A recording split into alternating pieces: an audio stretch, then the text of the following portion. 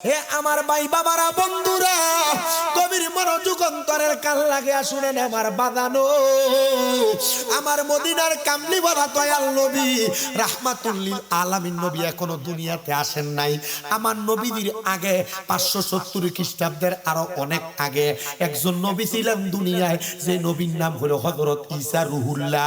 যে ঈসা নবীর কোনো বাবা ছিল না। আমার আল্লাহ চাইলে বাবা ছাড়া সন্তান দুনিয়াতে জন্ম দিতে পারে কি পারে না?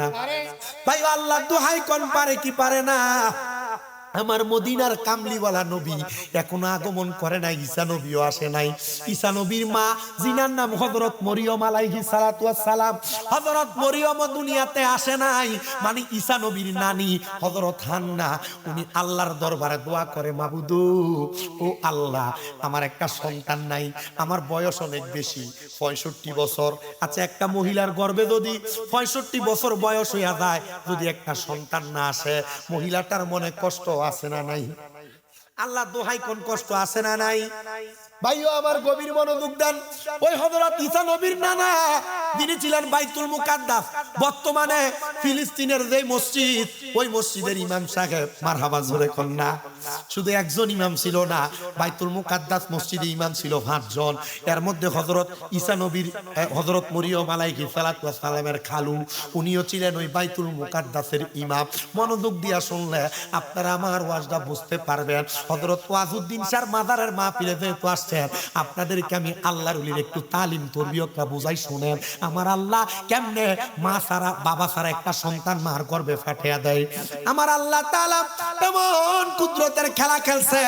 হযরত হান্না, হযরত মরিয়মের আম্মা জান, ঈসা নবীর নানি আল্লাহর দরবারে কত কান্দে কান্দে, আল্লাহ আমার একটা সন্তান দাও, আল্লাহ যদি সন্তান দাও আমি তোমার জন্য 2 রাকাত নামাজ আদায় করব। আমার আল্লাহর দরবারে বারবার কান্দে। ঈসা নবীর নানা যখন ঘরে আসছে, ঈসা নবীর নানি এবং নানা হযরত হান্না এবং তার স্বামী একজন একসাথে নামাজের মুসল্লাটা বিছাইয়া আল্লাহর দরবারে কান্দে আর ডাক দিয়া কয়, আল্লাহ তুমি যদি সন্তান না দাও, আল্লাহ দুনিয়ার জমিনে আমরা কার কাছে চাইবো? বারবার বারবার যখন দোয়া করে রে বাবা, আমার আল্লাহ এমন দোয়া কবুল করছে, এমন দোয়া কবুল করছে। হযরত ঈসা নবীর নানা এবং নানি দুইজনকে নামাজের মধ্যে তারা সেজদার মধ্যে পুরা পুরা কান্তাছে, ক্রন্দনরত অবস্থায় আমার আল্লাহ তাআলা তাদেরকে ঘুমের ঘরে স্বপ্নে দেখাইতাছে, এ হযরতে হান্না কান্না কইরো না, আমার আল্লাহ তাআলা তোমাদেরকে একটা কন্যা সন্তান দান করবে। জোরে জোরে কোন সুবহান। তুমি কাউরে দিলা 10টা সন্তান, থাকার জায়গা নাই, কাউরে কোটি টাকা দিলা, একটা সন্তান নাই, টাকা পয়সা ধন সম্পত্তি দিলা বেশি করে, কিন্তু মরার পরে কান্দে করে কবরে নামাবে কে তা? আরে রে প্রেমের খেলা খেলছো দয়াল রে, নির্দোষী রে রাখো দয়াল গবের জেলখানায়, আবার অপরাধ করিয়া কেহ ঘুরে সর্বদাই, হাকিম হইয়া হুকুম কর, পুলিশ হইয়া ধর, সর্প হইয়া দংশন কর, পূজা হইয়া যা, আর রে প্রেমের খেলা খেলছো দয়াল রে। ঈসা নবীর নানি আমার আল্লাহর সাজদা দিয়া ডাক দিয়া কয়, আল্লাহ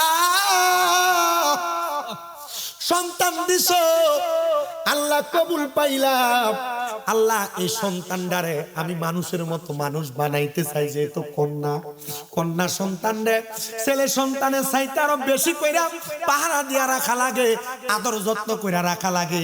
আপনারা কোন লাগে কি লাগে না?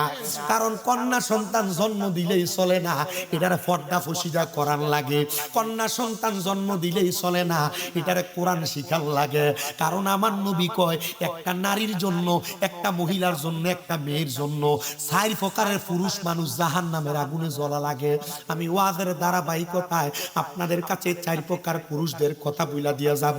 আমার দয়াল নবী রাহমাতুল লিল আলামিন নবীর আশিক পাগল হযরতে হান্না দুনিয়ার জমিনে যখন সন্তান পাইলেন, কন্যা সন্তান, সন্তান জন্ম দেওয়ার সাথে সাথে ঈসা নবীর নানা জান দুনিয়া থেকে ইন্তেকাল করছেন, মানে মারা গেছেন। মারা যাওয়ার পরে ঈসা নবীর নানি কন্যা সন্তানটারে কোলে নিয়ে কান্দে, আল্লাহ এই কন্যা সন্তানটারে আমি কি করব, স্বামী নাই, আমি কেমনে খাওয়াইবো, কেমনে তার দায়িত্ব পালন করব। আল্লাহ, আমি যদি দায়িত্ব পালন না করতে পারি এই কন্যা সন্তানটা তো ধ্বংস হয়ে যাবে। ঈসা নবীর নানি রে আমার আল্লাহ এলহাম দিয়ে জানিয়ে দেয়, হান্না যাও যাও যাও, ও হান্না তুমি চলে যাও, তোমার কন্যা সন্তানটারে কোলে নিয়া তুমি বাইতুল মুকাদ্দাস মসজিদে চলে যাও। আমরা যারা বিপদে পড়ে যাই আমরা তো মসজিদে যাই না, সিগারেটটা মুখে লাগাইয়া সুটকান মাইরা চিন্তা করে হাইরে কি জানি হইয়া গেল। আর ঈসা নবীর নানি ডাক দিয়া কয়, আল্লাহ কন্যা সন্তানের বাপ মরে গেছে, বাপ ছাড়া আমি কেমনে মাইয়াটারে লালন পালন করব। আমার আল্লাহ ডাক দিয়া কয়, জগতের মানুষ, ও দুনিয়ার মানুষ, দুনিয়ার জমিনে যেই বান্দার কোনো কিছু নাই আমি আল্লাহ তাআলা তার পাশে সহায় হইয়া যায়।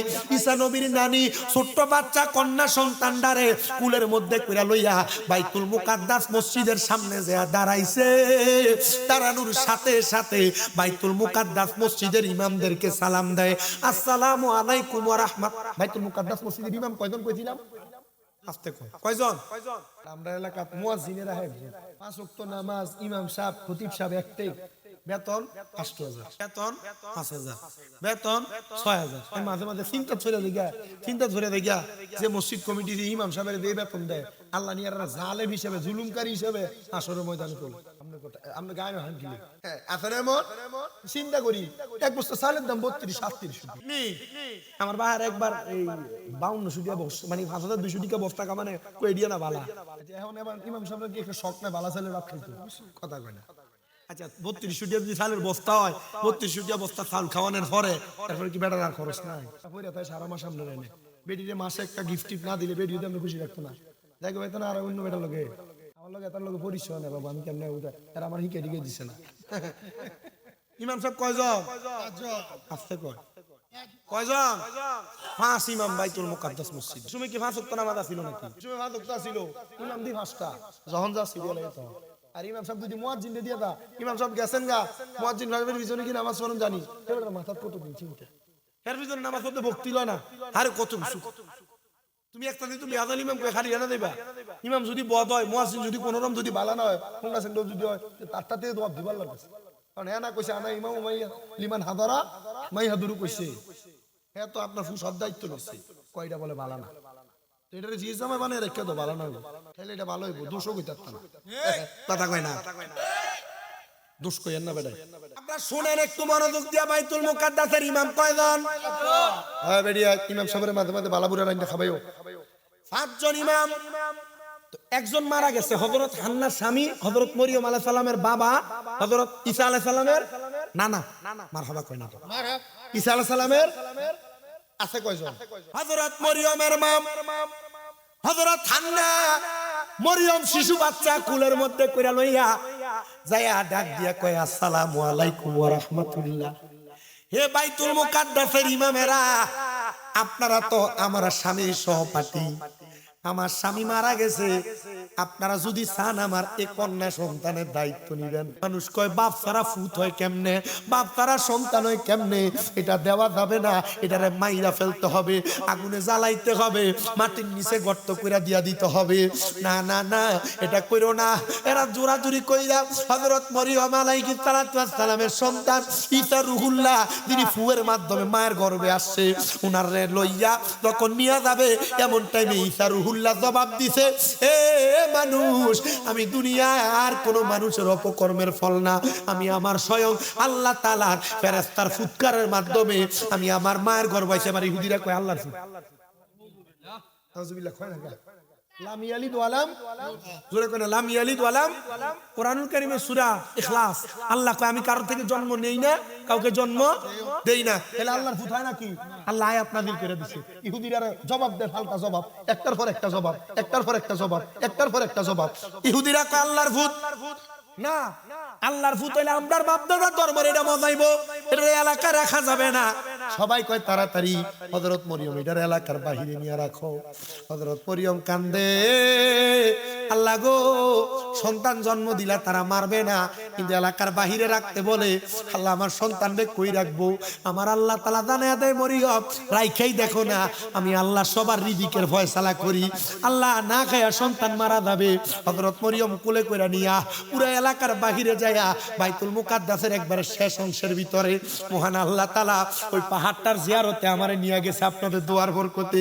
যদি আল্লাহ তৌফিক দেয় সারা বিশ্বের মধ্যে যত জায়গায় যত নবী রাসূলের মাজার আছে, আমার নিয়ত হইল আমি মরার আগে একবার একবার করে প্রত্যেকটা মাজার জিয়ারত করতাম, জানেননি? কারণ এটার মাধ্যমে বরকত হয়।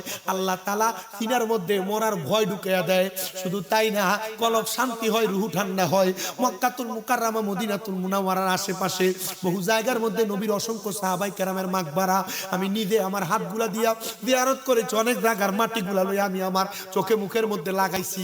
বলে হুজুর চোখে লাগাইলে লাভ কি? এই মাটি তো সেই মাটি না। আমি জানি রে এই মাটি সেই মাটি না। আমি বিশ্বাস করি কোন দুলাবালির মধ্যে যদি আমার নবীর কদম মুবারক কোন সময় একবার লাইগা থাকে, নবীর কোন সাহাবীদের কদম মুবারক লাইগা থাকে, নবীর কোন সাহাবীদের হাতের স্পর্শ লাইগা থাকে, আমি এটা বুকে লাগানোর কারণে আল্লাহ তাআলা চাইলে আমার এই মাটির কারণে কবরের আযাব মাফ করতে পারে কি পারে না? জোরে কন্যা পারে কি পারে? ওরে সে মাটি তো মাটি নয়, শোনো তাহার পরিচয় বলেন। সে মাটি তো মাটি, শোনো তাহার পরিচয়। মাটি পাগল হয়ে থাকে রে আমার নবীজির চরণে রে। মাটি পাগল হয়ে নবীজির চরণে রে, আমার নবীর কারণে বলো আমার ও মদিনার মাটি রে, তুই যে বড় খাঁটি রে। আহা ও মদিনার তুই যে বড় খাঁটি রে, আমার নবীর কারণে বলে না আমার। ওরে দুলাকে তা বিজি করে গলে তেরা খিব পরে, দুলাকে তা বিজি করে গলে তেরা খিব পরে। সীতা বিজি যার গলায় রে, বয় নাই তাহার মরণে। আহা সীতা বিজি যার গলায় রে, বয় নাই তাহার মরণে। আমার নবীর কারণে বলে না আমার।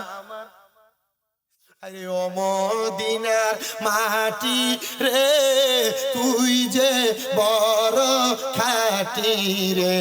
আহা এমনে দেন মিয়া।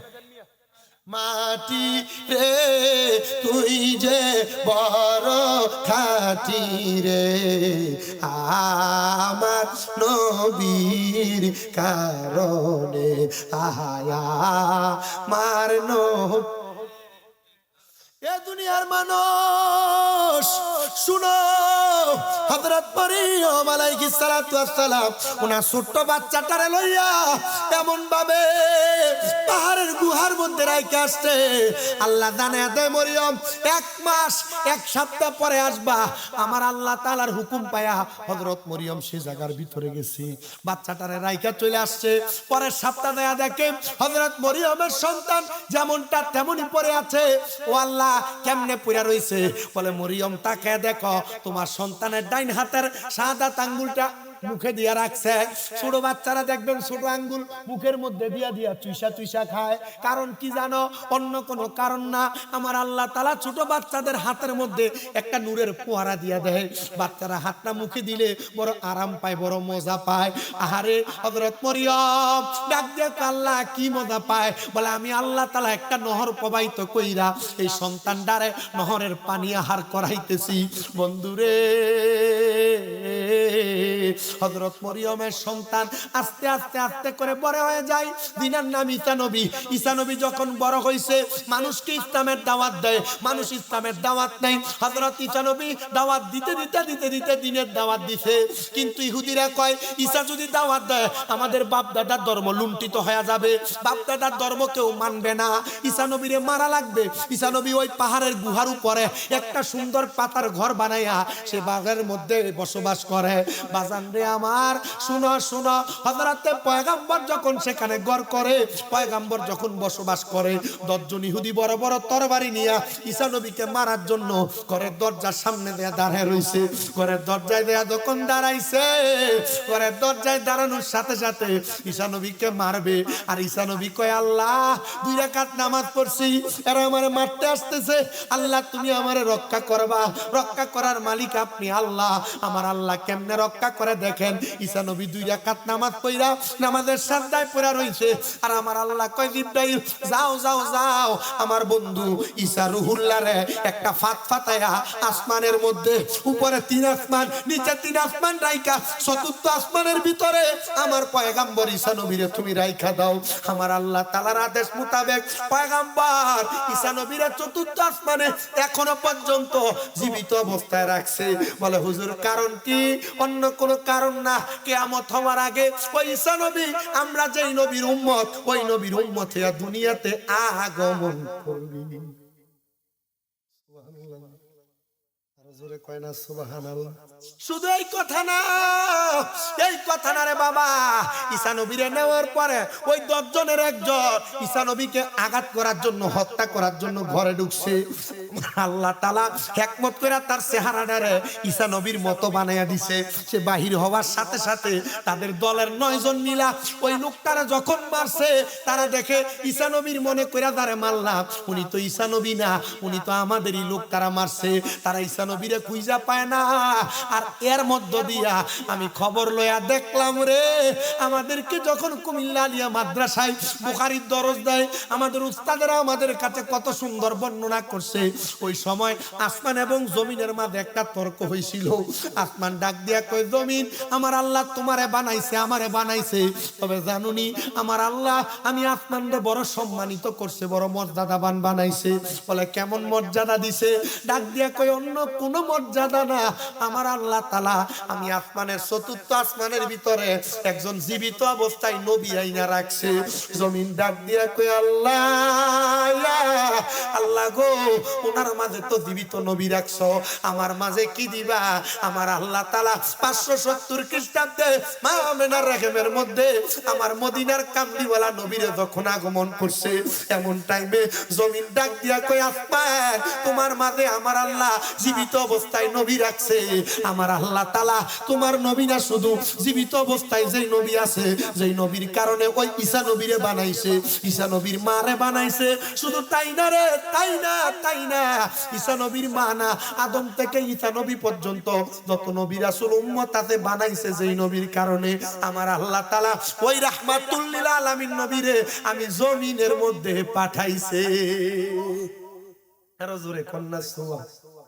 বন্ধুরে এ নবীর পাগল শোনা, এবার আমার আল্লাহ তাআলা ওই সময় আসমান আল্লাহর কাছে ক্রন্দন করেছে, আল্লাহ আমার তো মনটা চাই ওই নবীরে আমরা পাইতে, আল্লাহ তুমি কি তোমার নবীরে আমাদের মাঝে আনবা না?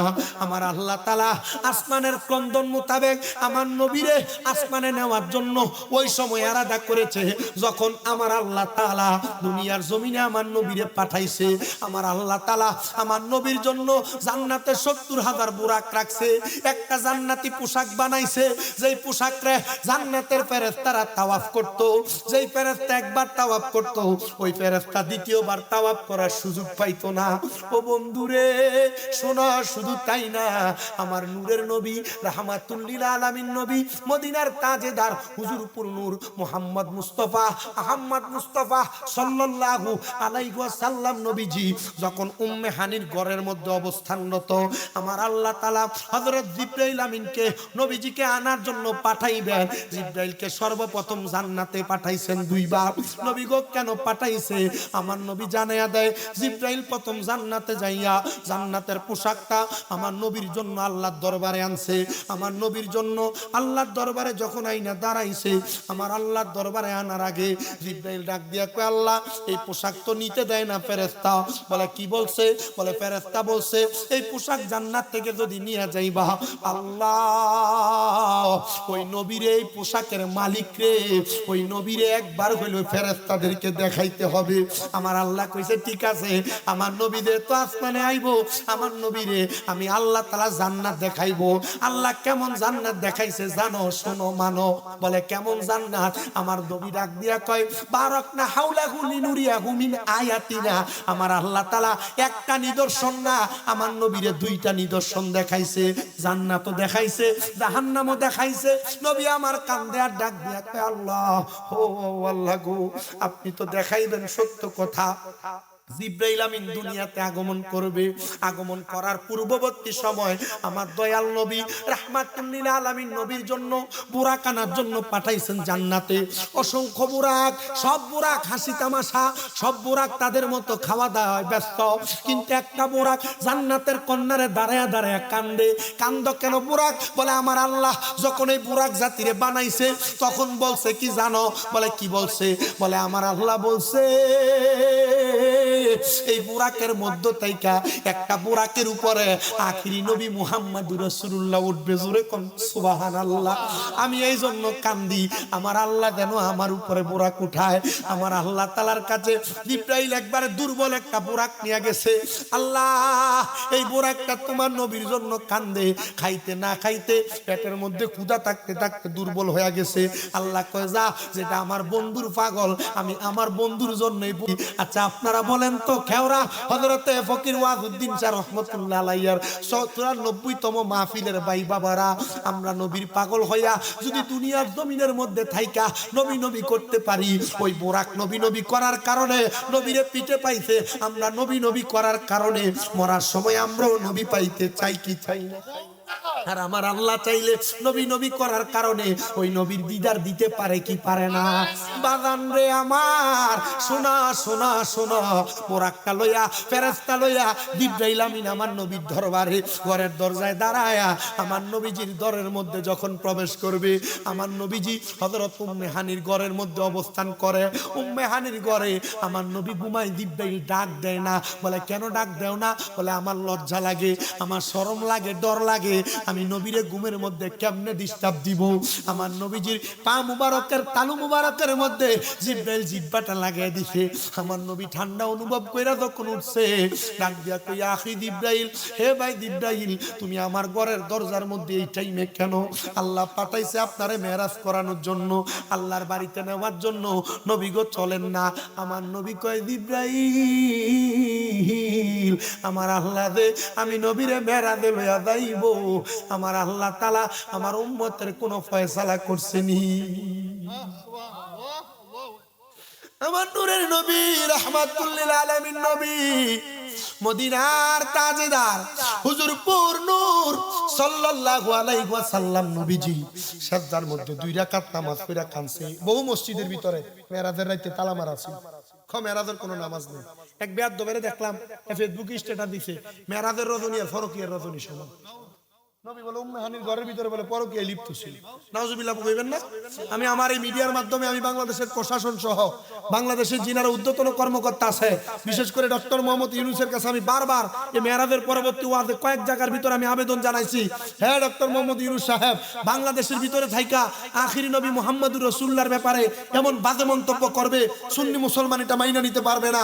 আমি তখন থেকে বারবার বলছি, যে ব্যক্তি বলছে নবীজির মেরাজের রজনীকে পরকীয়ার রজনী, আম্মাজান হযরতে উম্মে হানির ঘরে নবীজি অবস্থান করছে, এটাকে পরকীয়ার সাথে তুলনা করছে, যেই মৌলবী করছে এটা পাক্কা কাফের, বেঈমান, মুরতাদ, মুরশিদ। ডান হাত তুলে বলেন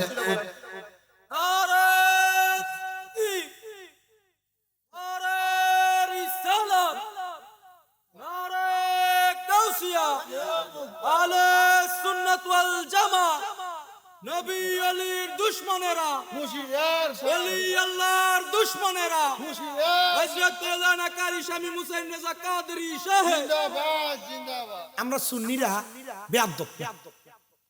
আমরা সুন্নিরা কি না, নবীর প্রেমে ঈমানটা আমরা ঠিক আছে, তবে একটু নামাজ কম পড়ে।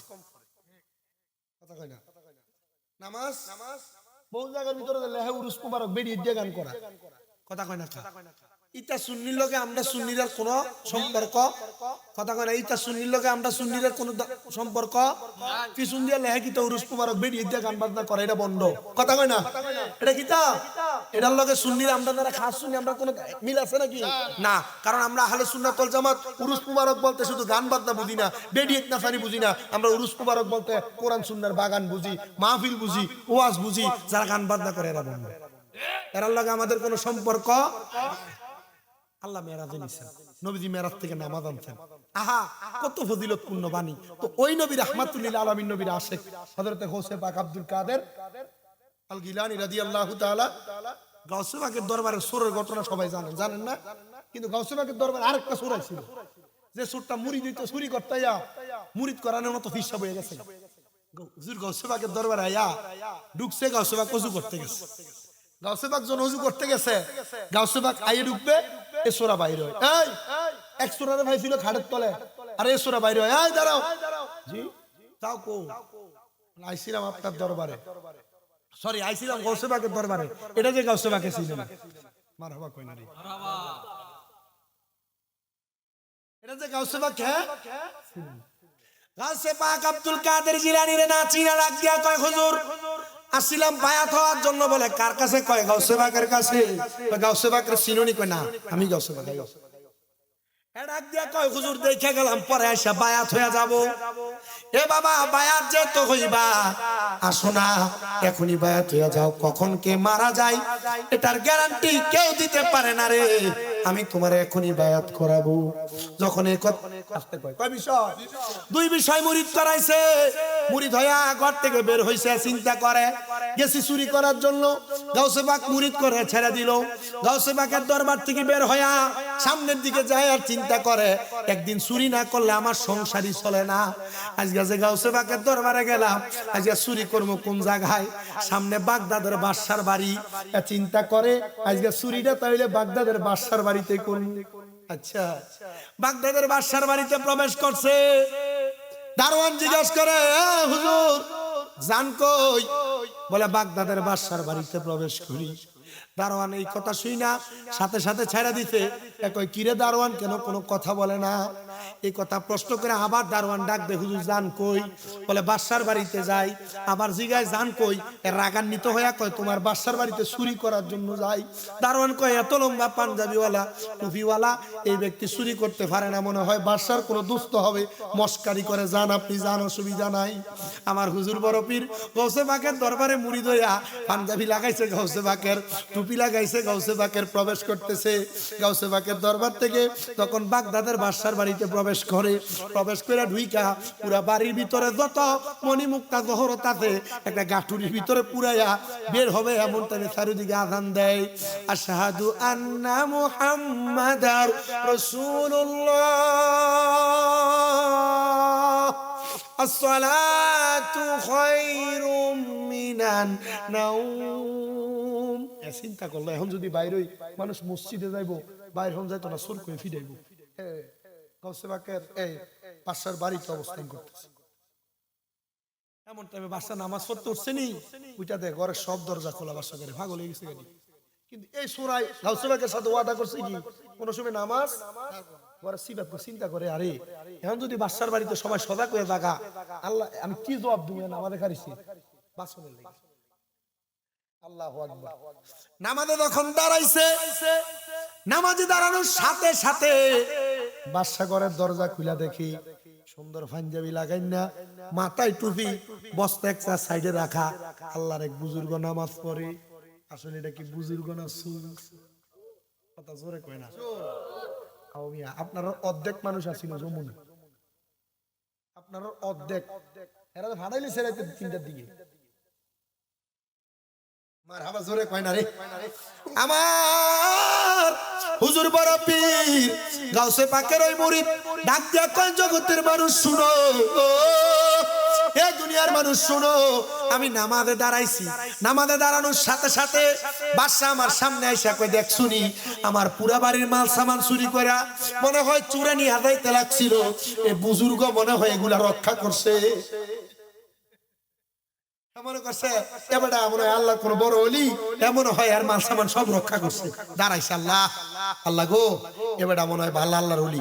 দাঁড়ায়া গাউসে পাক আব্দুল কাদের জিলানীর মুরিদের মান সামনে দাঁড়াইছে, সুরা মানুষ তো দাঁড়াই আমরা রইছি যে নামাজটা আসসালাম, এর নামাজও শেষ করে না, লম্বা রুকু লম্বা সেজদা লম্বা, আসসালামু আলাইকুম ওয়া রাহমাতুল্লাহ কয় না, কারণ কোন সময় ভিজা দেয় বাদশা, ভিজা দেয় না।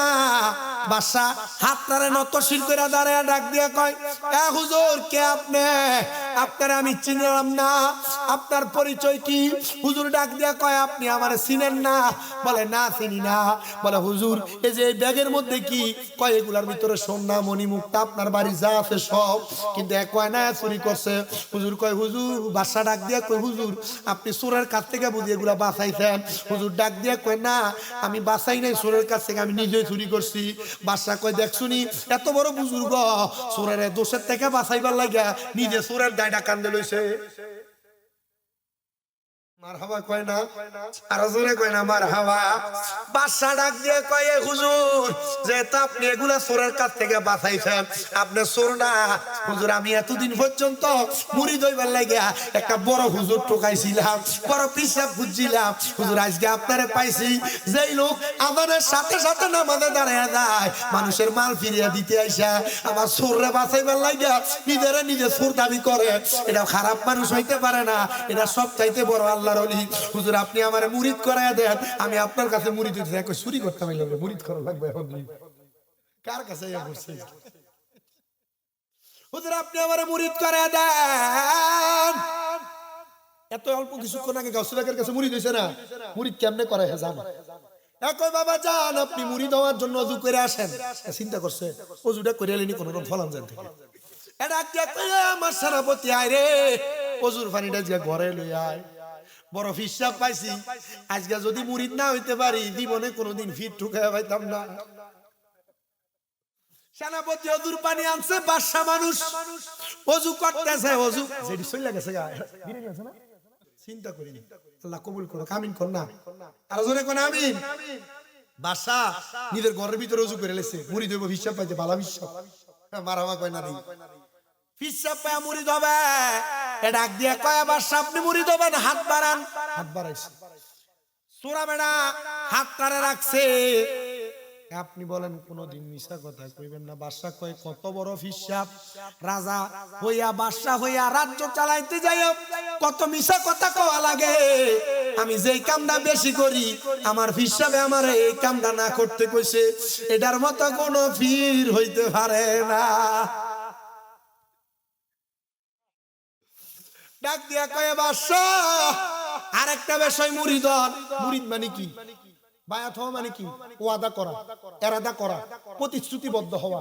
আপনারা যারা মুরিদ হইছেন, মুরিদ হইছেন কে কে হাত তোলেন? না না সবাই শোনে, আর ইতা মুরিদ না সাকরার ভাগ হয়ে যাবে। ও মুরিদ ফির মুরিদ হারাম না যায়, মা বাপ তো কি এর ফির মুরিদ এটা বুঝে না। মা বাপ হইলো দুনিয়া দেখায় আর ফির মুর্শিদ হইলো আখিরাত দেখায়। মারহাবা কয় না। মুর্শিদ আমার আল্লাহর বন্ধু কোন সন্দেহ না আয়োরে। বাদশা আপনি তারে পিসাব মনে কইরা হাদিয়া দিতেন, আমরা জানতাম সে সুর, আমরা তারে মাইরা ফেলছি। হুজুর গাউসে পাক গো আপনি যদি চান আপনি আমরার এই গুনাহ থেকে বাঁচাইতে পারবেন।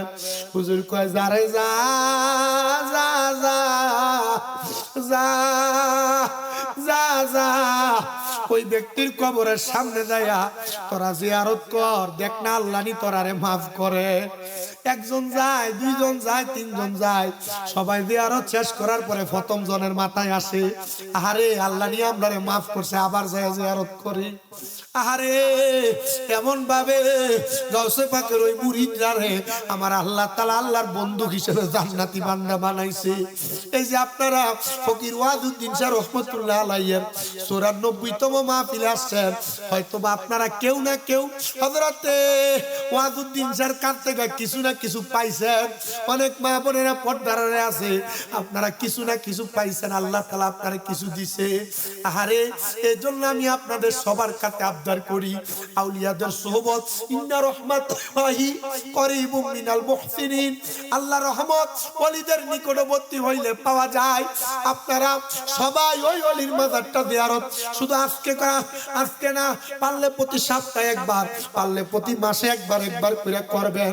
বাজান রে আমার, ও বাবা শুনো, আর যে কথাটা বলতেছিলাম, মা বাবার সাথে অন্যায় করে থাকলে এখান থেকে বাড়িতে যাইয়া মা বাবার পা গুলার মধ্যে ধরে মাপ চাইবা। অনেকে চিন্তা করে হুজুর আমি মাপ চাবো দূরের কথা, আমি তো 2 ঈদের সময় মা বাবার পা ধরে সালামি করি না। আরে বাবা সালাম না, শুধু সালাম না, আমি গুনাহগারের দিকে তাকাও। আমি আমার ঠোঁটে দিয়ে আমার মার পায়ে চুমা দিছি, আমার বাপের পায়ে চুমা দিছি।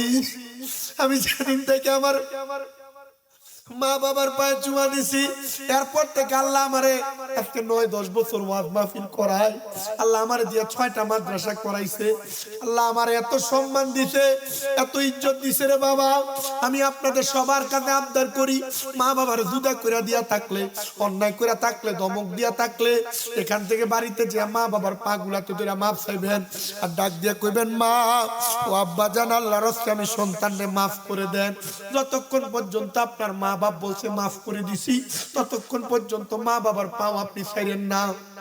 আজকের মাহফিল কবুল হবে কিনা এটার গ্যারান্টি কেউ দিতে পারবে না, তবে আমি একটা গ্যারান্টি দিয়া যাই, যদি আগামী কালকে শুনো খেওড়ার কোন দোকানে বসে কোন মুরব্বি কয়, হ্যাঁ আমার ফুতে কোনোদিন আমার লগে কোনো অন্যায় করে নাই, তবু আমার পায়ে ধরে মাপ চাইছে। মা বাবার পায়ে ধরলে দাম কমে না, ইজ্জত কমে না, সম্মান কমে না। আল্লাহ ইজ্জত বাড়ায়, সম্মান বাড়ায়। সন্তান রে মা বাবার পায়ে ধরে মাপ চাইও, মা বাবার পায়ে ধরে মাপ চাইও। অনেকে চিন্তা করে হুজুর যাদের বাড়িতে আব্বা আছে তারা বাড়িতে যা বাবার পায়ে ধরে মাপ চাইবে, হুজুর যাদের বাড়িতে মা আছে তারা বাড়িতে যাইয়া মার পায়ে ধরে মাপ চাইবে। আমার তো আব্বা নাই, আমি কার পায়ে ধরে মাপ চাইবো? হুজুর আমার তো আম্মা নাই, আমি কার পায়ে ধরে মাপ চাইবো? এই সন্তানের দল, আব্বা নাই আম্মা নাই, মাপ চাওয়ার মতো কোনো সুযোগ নাই। আখিরি মুনাজাতে তোমার আব্বার জন্য আম্মার জন্য দোয়া করা হবে। আল্লাহর নবী কয় কোন সন্তানের মা মারা যাওয়ার পরে, বাবা মারা যাওয়ার পরে যদি রব্বির হামহুমা কামা রব্বায়ানি সগীরা বইলা দোয়া করে, ওই দোয়াটা কইরা চোখের মনি কোটাতে একটা মাছির মাথা পরিমাণ পানি ছাইরা দেয়, ওই পানি মাটিতে পড়ার আগে আমার আল্লাহ তার মা বাবার জীবনের গুনাহ মাফ করে দেয়।